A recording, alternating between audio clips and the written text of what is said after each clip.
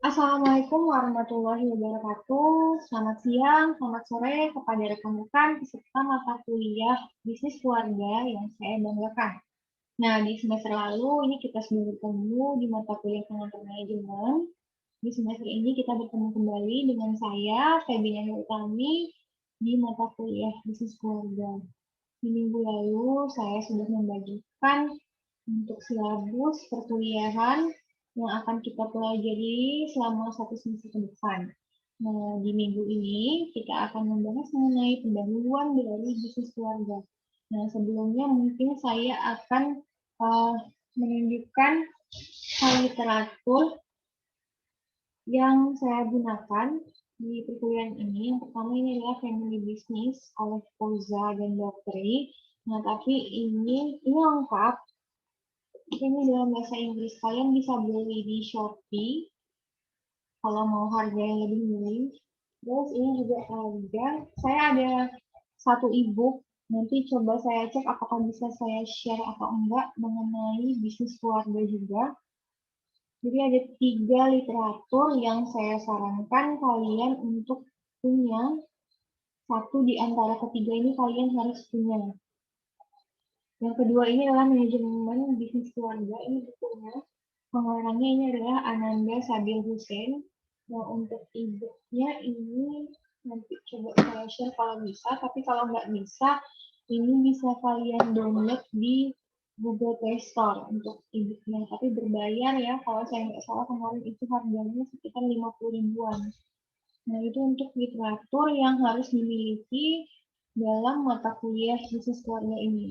Mata kuliah bisnis keluarga ini sendiri merupakan mata kuliah yang baru, belum pernah ditemui di kampus-kampus sebelumnya sebagai mata kuliah, tapi mungkin sebagai pokok bahasan atau sub materi dari mata kuliah tertentu itu pernah dibahas. Tapi kalau sebagai mata kuliah yang berdiri sendiri, nah bisnis keluarga ini termasuk mata kuliah yang baru. Untuk mempersingkat waktu, maka saya akan langsung masuk ke materi pembahasan kita hari ini. Kita masuk kepada bisnis keluarga. Jadi apa itu bisnis keluarga? Nah, beberapa fakta mengenai bisnis keluarga ini sendiri adalah yaitu awal mula berdirinya perusahaan keluarga ini asalnya itu dari perusahaan perorangan di mana pemilik perusahaan perseorangan melibatkan anggota keluarganya dalam bisnis. Jadi asal mula dari bisnis keluarga ini sendiri adalah perusahaan individu, di mana pemilik perusahaan individu ini melibatkan anggota keluarganya dalam bisnis. Nah, biasanya ini kalau misalnya kita baru mau mulai merintis usaha, jadi yang awal-awal kita belum punya modal yang cukup besar untuk meng-hire karyawan, jadi di awal mula merintis kita meng-hire keluarga, kita meng-hire keluarga untuk bekerja dalam perusahaan atau usaha yang kita jalankan tadi. Nah, selanjutnya ini nih awalnya dari close circle family, jadi dari yang keluarga terdekat aja, lalu berlanjut kepada immediate family sang pendiri. Nah, selanjutnya untuk perkembangan selanjutnya, ketika perusahaan atau bisnis keluarga tadi ini mulai tumbuh, bigger, dan better, selanjutnya generasi kedua dilibatkan dan extended family juga termasuk saudara-saudara, keponakan, dan cucu mulai masuk bahkan menjadi dinasti dari keluarga. Selanjutnya perusahaan keluarga yang bisa survive ketika memasuki tahapan fase professional influx. Nah, apa professional influx ini sendiri? Jadi dalam siklus suatu perusahaan ini ada siklusnya ya. Yang pertama ini adalah bisa kita lihat di sini ini adalah courtship. Courtship ini merupakan suatu tahapan di mana awal mula pemilik atau pendiri perusahaan mempunyai ide tentang bisnis tetapi tidak diinformasikan. Maka ide itu hanya sebagai courtship atau affair saja. Lalu tahapan selanjutnya dari siklus hidup suatu perusahaan itu memasuki tahapan setelah courtship ada invensi, di mana ini di sini intensi, di mana pendiri atau pemilik perusahaan mempunyai ide yang diinformasikan dan diwujudkan dalam bisnis, maka bisnis ini masuk dalam tahapan infansi atau bayi baru lahir ya. Di saat ini, di tahapan ini, perusahaan sangat rentan terhadap infant mortality karena namanya masih baru, masih bayi, jadi cash flow-nya masih rendah, pasarnya juga belum stabil. Di tahapan ketiga, selanjutnya ini masuk ke tahapan go-go, di mana di sini sudah mulai naik ke atas ya ininya kurvanya. Di saat ini perusahaan telah mengatasi negatif cash flow. Disinilah mulai pendapatan yang meningkat, berkembang pesat, adanya peluang-peluang baru. Di sini sudah perlu dilakukan sistem administrasi yang lebih profesional. Nah, tapi di sini ada yang harus dihindari yaitu founder or family trap. Family trap atau founder family trap ini maksudnya adalah di mana pendiri menganggap hanya pemilik dan keluarganya lah yang dapat bekerja dengan baik. Jadi ini perlu diwaspadai di tahapan ini. Ketika mereka sudah kena family trap ini, konsekuensinya adalah perusahaan akan merasa enggan untuk memberikan kepercayaan kepada profesional untuk menjalankan perusahaan karena dia udah terjebak di family trap tadi. Jadi dia merasa, oh bisnis ini bakalan bisa maju kalau dikelola secara ini, secara keluarga. Kalau misalnya kita lepas ke profesional, belum tentu bisa maju. Nah, selanjutnya, tahapan selanjutnya adalah adolescence, di mana perusahaan mulai bergeser dari ciri kepemilikan tradisional ke manajemen profesional, yaitu mulai adanya delegasi wewenang. Nah, di saat ini perusahaan harus membuat lebih banyak peraturan sebagai bagian dari sistem yang harus diikuti, namun jangan sampai peraturan yang dibuat merugikan perusahaan. Ya. Nah, professional influx tadi itu mulai memasuki tahapannya itu di sini. Ketika dia mau naik ke atas, nah, kenapa perlu Mr. Outside atau professional influx? Nah, professional influx ini maksudnya tenaga profesional yang nggak ada kaitannya dengan ya memang profesional di hire di luar dari manajemen keluarga tadi. Jadi memang orang yang capable di bidangnya. Sebagai contoh, dia butuh manajer keuangan, maka dia harus hire manajer keuangan yang benar-benar profesional. Bukan yang, oh iya, keponakan saya lulusan manajemen nih, manajemen konsentrasinya manajemen keuangan. Dia bisa menjadi manajer keuangan, jadi tidak seperti itu. Kenapa perlu si professional influx tadi? Yang pertama adalah perlunya orang yang qualified di bidangnya, lalu perlunya promosi akuntabilitas dalam manajemen, kebutuhan untuk memperluas jaringan, dan diperlukannya hubungan bisnis yang jelas. Tahapan prime ini sendiri sampai dengan tahap stable, di sini perusahaan tidak banyak menemui hambatan lagi karena mereka udah berada di puncak ya. Tapi kalau dibiarkan tanpa kendali, tanpa pengawasan yang baik, maka perusahaan akan mengurangi kinerjanya. Jadi ini adalah tahapan yang paling stabil karena dia menuju kondisi puncak perusahaan. Nah, selanjutnya ini adalah tahapan siklus aristokrasi, di mana perusahaan harus melakukan organizational development steering dengan pertumbuhan organisasi. Struktur yang kuat akan memungkinkan bisnis maju dan stabil serta tidak lagi tergantung kepada pemilik. Selanjutnya ini merupakan yang namanya siklus hidup perusahaan. Ketika dia mulai tumbuh, maka akan memasuki fase jenuh. Kalau pasar udah jenuh, kondisi di sekitar lingkungan perusahaannya jenuh, kalau tidak bisa diatasi dengan baik, maka selanjutnya perusahaan akan memasuki fase kematian. Banyak loh bisnis-bisnis keluarga yang awalnya berhasil, tapi ternyata sekarang itu udah nggak ada lagi. Banyak, tapi banyak juga bisnis keluarga yang dari dulu sampai sekarang itu tetap masih eksis. Family business refers to a company where the voting majority is in the hands of the controlling family, including the founders who intend to pass the business on to their descendants. Nah, Alderson ini mendefinisikan bisnis keluarga sebagai bisnis keluarga, bisnis yang dikelola oleh anggota keluarga. Jadi bisnis keluarga secara singkat didefinisikan sebagai bisnis yang dikelola oleh anggota keluarga.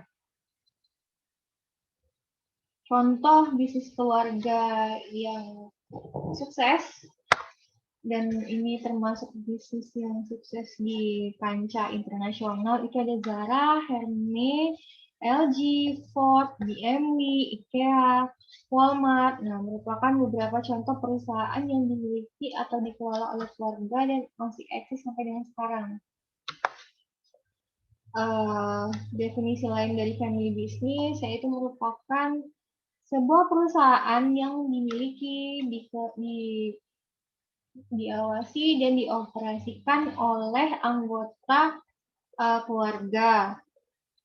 Jadi bisa digarisbawahi bahwa bisnis keluarga merupakan bisnis yang dikelola, dikendalikan, dan dioperasikan oleh anggota keluarga dalam suatu keluarga. Banyak nih perusahaan yang publik, perusahaan-perusahaan yang go publik itu sudah ditemukan oleh bentuknya itu adalah bisnis keluarga. Bisnis keluarga memiliki peran yang sangat besar di negara Amerika Serikat. 90% dari 15 juta perusahaan yang ada merupakan bisnis keluarga. Nggak cuma yang besar, nah ada juga bisnis keluarga yang ukurannya kecil. Ini lagi untuk definisi lainnya dari bisnis keluarga, yaitu bisnis keluarga adalah sebuah perusahaan yang anggota keluarganya secara langsung terlibat dalam kepemilikan dan jabatan atau fungsi. Bisnis dilakukan secara bersama-sama di dalam keluarga. Partisipasi dari keluarga dapat menguatkan bisnis. Hal ini disebabkan anggota keluarga bersifat setia dan berdedikasi pada perusahaan keluarga.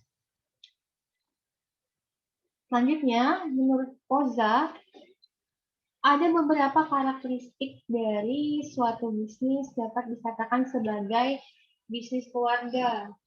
Yang pertama, apabila kendali kepemilikan sebesar 15% atau lebih dimiliki oleh 2 atau lebih anggota keluarga. Jadi suatu bisnis dapat dikategorikan sebagai bisnis keluarga jika kepemilikan sebesar 15% atau lebih itu dimiliki oleh 2 orang atau lebih anggota keluarga si pemilik perusahaan tadi. Lalu karakteristik yang kedua, bahwa sebuah bisnis keluarga dikategorikan sebagai bisnis keluarga bila anggota keluarga memiliki peran dan pengaruh strategis yang dapat dirasakan oleh perusahaan. Jadi di sini contohnya anggota keluarga sebagai pengambil keputusan, decision maker. Nah, ini kan memiliki peran dan pengaruh strategis. Nah, dengan decision maker yang dilakukan oleh si anggota keluarga tadi sangat-sangat berdampak kepada jalannya perusahaan, visi misi perusahaan. Kalau udah seperti itu, berarti ini merupakan contoh dari bisnis keluarga. Dan yang terakhir, karakteristik terakhir adalah bahwa adanya perhatian pada hubungan kekeluargaan, impian akan kemungkinan kelangsungan dan kelanjutan bisnis antar generasi. Jadi dalam bisnis keluarga ini, kalau dalam bisnis konvensional biasa, orientasi mereka itu adalah profit, keberlangsungan perusahaan, dan untuk kemakmuran para pemegang saham. Tetapi pemegang saham termasuk dengan kemakmuran karyawan ya. Nah, tapi kalau dalam bisnis keluarga, orientasi mereka ini lebih ke keberlanjutan bisnis antar generasi. Jadi nanti misalnya si kakek jadi direktur, nah kira-kira anaknya nanti bisa naik nggak kalau dia udah lengser. Jadi mereka lebih memikirkan keberlangsungan bisnis tadi dan gimana nanti keberlanjutan keluarga mereka dalam bisnis itu tadi. Jadi itu yang membedakan antara bisnis keluarga dengan bisnis konvensional biasa. 4 sifat dasar bisnis keluarga. Yang pertama adalah nepotisme. Nepotisme di sini maksudnya adalah dalam bisnis keluarga akan ada kecenderungan untuk membedakan perlakuan antara seseorang yang mempunyai hubungan keluarga dengan si pemilik atau dengan pasti ada bedanya antara orang yang punya hubungan keluarga dengan si pemilik dan orang yang tidak punya hubungan keluarga dengan si pemilik. Nah, tapi dengan good governance, nah si nepotisme ini bisa diminimalkan, tapi tetap saja nggak bisa dihilangkan. Pada perusahaan yang bentuknya bukan bisnis keluarga aja, nepotisme ini masih ada kan, apalagi untuk perusahaan yang berbentuk bisnis keluarga, susah sekali untuk diminimalkan.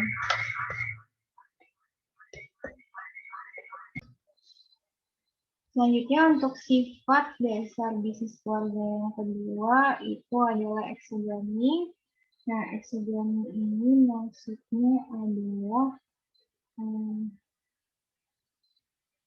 itu adanya diskriminasi jenis kelamin pada pengelolaan perusahaan. Contohnya itu seperti ini. Khususnya untuk keluarga Asia, untuk bisnis keluarga di Asia, nah, biasanya mereka melakukan diskriminasi gender. Jadi biasanya yang pria dianggap lebih capable daripada yang wanita. Nah, itu kan ciri khas dari bisnis di Asia kan seperti itu. Nah, itu maksud dari eksogami. Adanya diskriminasi jenis kelamin pada pengelolaan perusahaan. Seringkali terutama pada bisnis keluarga di Asia, keluarga pemilik membedakan perlakuan antara laki-laki dan perempuan, terutama pada posisi-posisi pimpinan. Jadi mungkin kalau misalnya cewek, dia nggak bisa jadi CEO.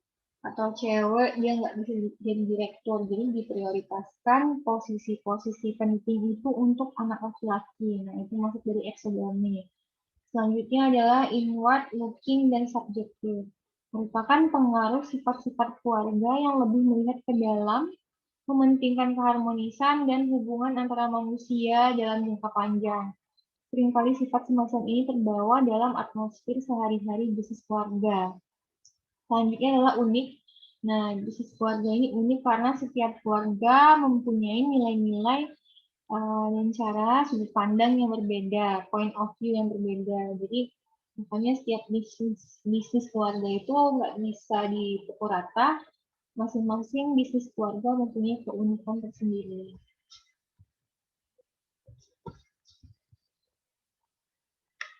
Nah, ini merupakan kolom ada 10 item, 1, 2, 3, 4, 5, 6, 7, 8, 9, Oke, 10 item, perbedaan utama bisnis keluarga dan bisnis non-keluarga menurut Mandel 2008. Yang pertama dibedakan melalui pusat inti perusahaan. Kalau bisnis keluarga ini inti perusahaannya di keluarga, kalau bisnis non-keluarga inti perusahaannya ada di stakeholder atau manajer. Lalu dari segi kepemimpinan, bisnis keluarga ini kepemimpinannya lingkup perusahaan dan keluarga, sementara bisnis dan keluarga lingkupnya ini adalah lingkup perusahaan. Jadi dia lebih profesional yang non keluarga, yang bisnis keluarga ini ya masih tradisional. Tujuan utama dari bisnis keluarga ini ada dua, yaitu ekonomis dan non-ekonomis. Ekonomisnya dari segi profit, non-ekonomisnya ini dari segi untuk keberlanjutan kepemimpinan keluarga dalam perusahaan, keberlangsungannya gimana. Nah, kalau bisnis keluarga kan hanya memikirkan gimana profit dan pertumbuhan. Mereka nggak mengurus hal-hal mengenai generasi keberlanjutan generasi. Lalu yang item keempat itu ada orientasi dan mindset. Kalau di bisnis keluarga ada transfer antar generasi, keberlanjutan selama masa di perusahaan, Nah, kalau di bisnis dan keluarga yang harus diperhatikan adalah penjualan bisnis dan bagaimana keberlangsungan perusahaan dalam masa profesional wirausaha. Jadi, keberlangsungan perusahaan yang dipikirkan, bukan keberlangsungan generasi dalam kepemimpinan perusahaan. Lalu item yang selanjutnya itu ada strategi kompetitif. Kalau dalam bisnis keluarga, strategi kompetitifnya mencakup kualitas, reputasi, dan hubungan jangka panjang. Kalau dalam bisnis dan keluarga itu harga, aset di bisnis keluarga ada keuangan, sosial, dan budaya. Kalau di bisnis dan keluarga ada keuangan. Nah, selanjutnya ini bisa kalian baca. Jadi ini yang 10 item yang menjadi pembeda antara bisnis keluarga dan bisnis non keluarga. Kelebihan bisnis keluarga dibandingkan perusahaan non keluarga. Yang pastinya adalah hubungan yang bersifat individu dengan pemilik perusahaan. Nah, maksudnya hubungan yang bersifat individu ini adalah jadi kan pada perusahaan keluarga ini terjalin hubungan yang baik antara stakeholder yang lebih bersifat individu karena kan stakeholdernya, pemiliknya rata-rata kan masih satu keluarga. Jadi hubungannya ya itu tadi sangat individu. Nah, inilah yang menjadi sumber daya utama dalam persaingan bisnis. Jadi ini merupakan suatu kelebihan. Lalu yang kedua adalah fleksibilitas dan reaksi. Nah, tipikal organisasi dalam bisnis keluarga ini kan datar, flat. Jadi jika terjadi sesuatu, hal ini akan membuat manajemen dapat bereaksi lebih cepat atas perubahan-perubahan yang terjadi pada lingkungan usaha. Jadi karena mereka nggak ada gimana ya maksudnya struktur organisasinya itu datar gitu aja. Jadi kalau ada apa-apa mereka nggak perlu kalau di yang organisasi konvensional kan ada struktur organisasi top level, middle, low dalam susunan yang formal. Di bisnis keluarga ini ada, cuman mereka tuh karena dia keluarga ya itu datar aja. Jadi lebih fleksibel. Begitu juga dalam ketenaga kerjaannya sama. Seringkali anggota-anggota dalam keluarga lebih fleksibel dalam pola kerja dan gaya hidup, sehingga lebih mudah menyesuaikan kebutuhan dan bisnis itu sendiri. Lebih unggul juga pastinya karena bisnis keluarga lebih mudah memanfaatkan ceruk pasar dibandingkan dengan bisnis keluarga. Berkesinambungan, kelangsungan dari bisnis keluarga dan kehadiran mereka dalam pasar biasanya dirasakan sebagai nilai kekuatan sosial bagi pemiliknya. Kelemahannya yang pertama adalah bisnis keluarga dapat menjadi penyebab banyak masalah dalam keluarga. Biasanya itu ada salah satu anggota keluarga yang terkena masalah narkoba atau masalah-masalah lain yang dapat mencoreng nama baik perusahaan. Hal ini jika terjadi, walaupun dilakukan oleh satu orang, nah hal ini dapat mencoreng simbol kepercayaan yang dimiliki oleh bisnis. Lalu yang kedua, pastinya kelemahan dari bisnis keluarga ini adalah adanya nepotisme. Ya, nepotisme ini susah sekali dihilangkan ya, bukan cuma di bisnis keluarga. Dalam manajemen bisnis keluarga, sulit sekali bagi mereka untuk tidak memperkerjakan kerabat mereka. Walaupun misalnya mereka nggak punya keterampilan dalam bidang bisnis. Jadi susah sekali memang untuk memusnahkan nepotisme. Untuk kelemahan bisnis keluarga.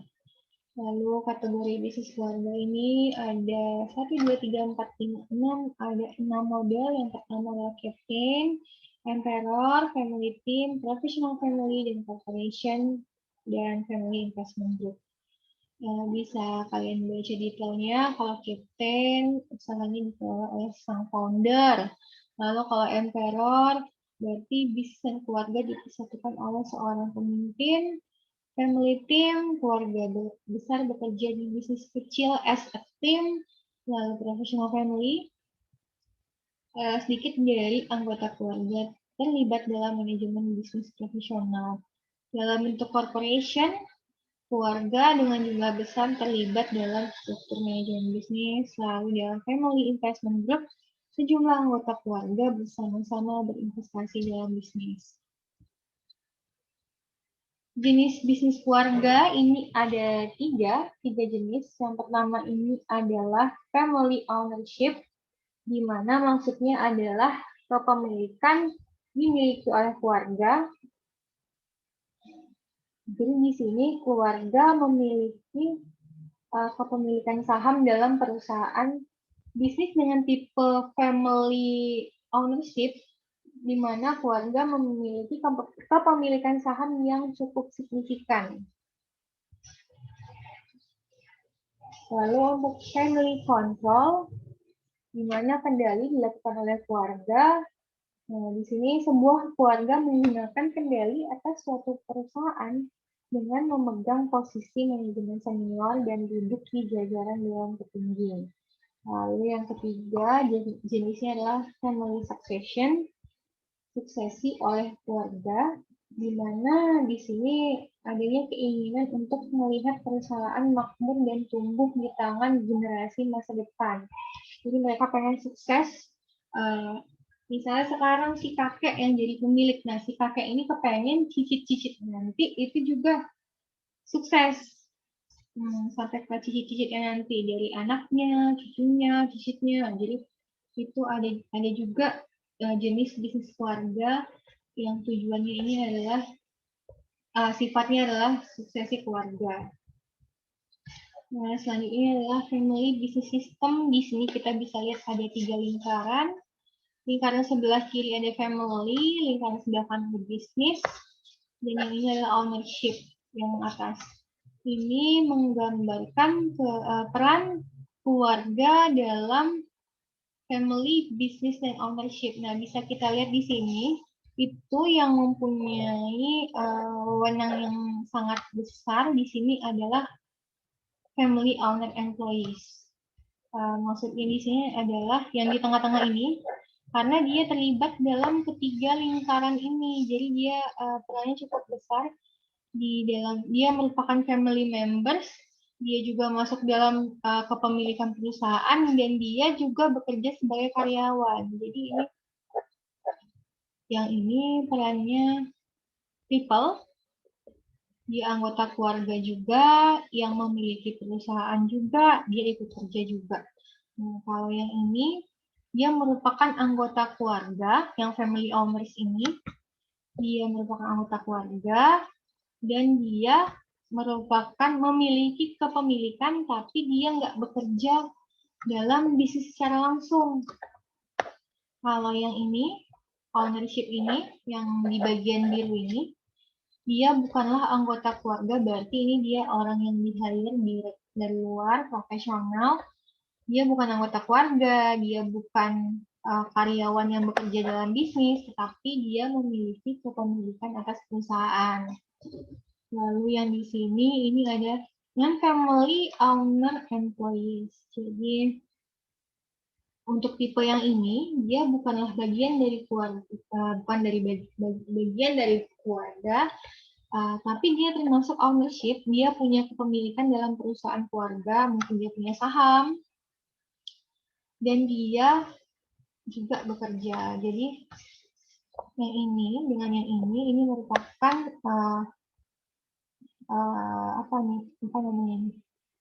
rekrutmen profesional ya, karena dia bukan bagian dari keluarga, tapi dia punya kepemilikan, punya saham, punya wewenang, dan dia juga bekerja di dalam perusahaan. Nah, kalau yang ini juga bukan anggota keluarga, tapi karyawan. Nah, ini berarti bisnis keluarganya udah profesional. Kalau yang ini tadi, nah dia keluarga yang bekerja dalam perusahaan. Kalau yang ini adalah keluarga yang tidak ikut campur dalam urusan kepemilikan perusahaan dan bisnis. Nah, yang ini sudah saya jelaskan belum? Sudah ya? Ini family owners, anggota keluarga yang juga pemilik perusahaan. Ini adalah di circle model of the family business system. Jadi ada 3 lingkaran, family, business, dan ownership. Di sini kita bisa melihat peranan dari keluarga itu sendiri dalam bisnis keluarga. Ini sifatnya lebih modern karena melibatkan pihak eksternal dalam kepemilikan dan bisnis perusahaan. Family bisnis di Indonesia. Nah, bisnis keluarga di Indonesia sudah tidak asing lagi untuk kita jumpai. Di Jambi sendiri ini ada juga ya bisnis keluarga yang sampai sekarang itu masih eksis kalau saya nggak salah, seperti Trona, Jantos, atau beberapa perusahaan sawit, Meranti, Mandala, Tenopi, itu merupakan salah satu bisnis keluarga, tapi mungkin kalau saya salah bisa diperbaiki atau bisa kalian berikan contoh untuk contoh dari bisnis keluarga di Jambi itu sendiri. Atau mungkin kalian, orang tua kalian punya bisnis keluarga nih. Nah, mungkin bisa kalian jelaskan bisnis keluarga dari yang kecil sampai yang menengah. Nah, tapi kalau untuk yang besar, ini ada top 5 bisnis keluarga di Indonesia yang sukses sampai sekarang. Nah, yang pertama adalah perusahaan milik Robert Budi Hartono. Nah, kalau kalian tahu, ini merupakan grup dari Jarum. Kemana-mana nih, bukan cuma Jarum, ada juga BCA. Anaknya ini merupakan direktur dari BCA. Ini merupakan perusahaan keluarga ya, Jarum ini merupakan perusahaan keluarga. Yang kedua ini adalah Gudang Garam oleh Pak Susilo Wijoyo. Ini juga merupakan bisnis, salah satu contoh bisnis keluarga yang berhasil di Indonesia. Lalu ada Antoni Salim, pemilik Salim Group, ini juga merupakan contoh bisnis keluarga yang sukses. Ada Eka Cipta Wijaya, pemilik dari Yayasan Sinar Mas dan Yayasan Eka Cipta Foundation. Terakhir ini dari top 5 ini adalah pemilik Indorama Corporation. Itu Sri Pakas Lohia. Untuk tugas, berikan satu contoh perusahaan di Indonesia yang merupakan perusahaan yang berasal dari bisnis keluarga. Lalu buatlah ringkasan mengenai sejarah ataupun keberhasilan perusahaan tersebut. Jadi tadi kan ada beberapa perusahaan Indonesia dengan bentuk bisnis keluarga yang saya kasih contoh. Itu adalah top 5 ya. Ada Jarum, Gudang Garam, ada juga Indofood, lalu ada Sinar Mas. Nah, nanti kalian coba cari, kalian cari apa aja lagi perusahaan di Indonesia yang merupakan perusahaan yang berawal dari bisnis keluarga, dan ternyata perusahaan itu sukses sampai dengan sekarang. Nah, kalau kalian sudah ketemu perusahaannya, buatlah ringkasan mengenai sejarahnya, awal mulanya terbentuk perusahaan keluarga itu dan keberhasilannya sekarang perusahaan itu gimana, sudah punya cabang di mana aja, udah punya anak perusahaan apa aja. Nah, jawabannya nanti langsung disubmit, lalu disubmit ke Edmodo.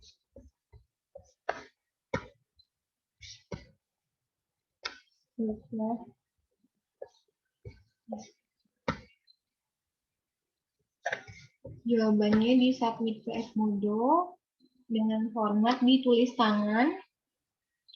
Nanti bisa kalian foto, tapi di submit ke Edmodo-nya dalam bentuk PDF.